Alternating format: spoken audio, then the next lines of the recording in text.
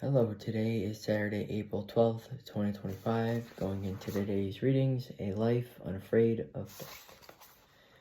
Teresa of Jesus of Los Andes always knew that she would die young. The Lord revealed that to her, and she shared it with her confessor 1 month before she died. Despite carrying that knowledge in her heart, Teresa did not fear death. She accepted it with peace and confidence. She became even more determined to live every moment for God and believed she would continue to make God known and loved in heaven.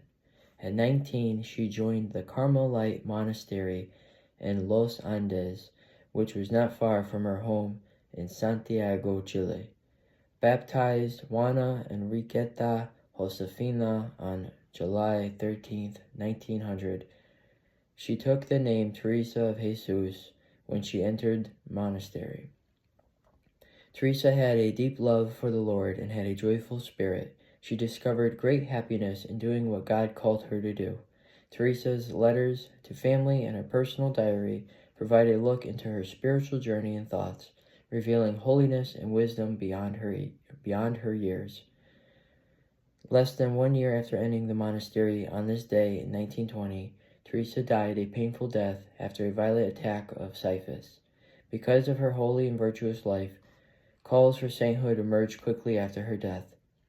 Pope John Paul II beatified her in 1987 and canonized her in 1993. She was the first Chilean to be declared a saint and the fifth Saint Teresa in the Discalced Carmelite order. Together with Saint Teresa of Avila, Saint Teresa of Lisieux, Saint Teresa Benedicta of the Cross, and Saint Teresa Margaret of the Sacred Heart, Teresa of Jesus of Los Andes is a model of happiness found in living a life dedicated to God. John 19, verse 30.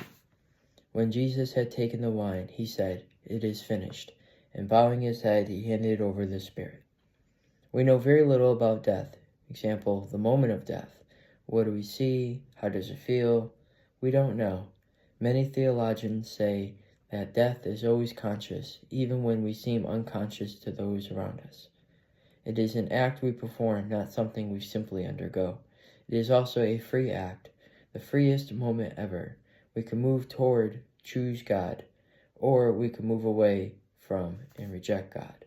In John's account, just before Jesus dies, he says, "It is finished."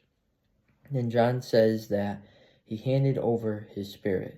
Jesus dies only after he has finished what he came to do. Then he gives himself to the Father, something he had done throughout his whole life on earth. I don't have to wait until I die to give myself entirely into God's hands.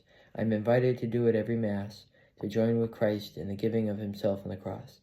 I can do it in prayer. I can do it now. Spend some quiet time with the Lord. Appreciate you for being here, and I'll catch you tomorrow.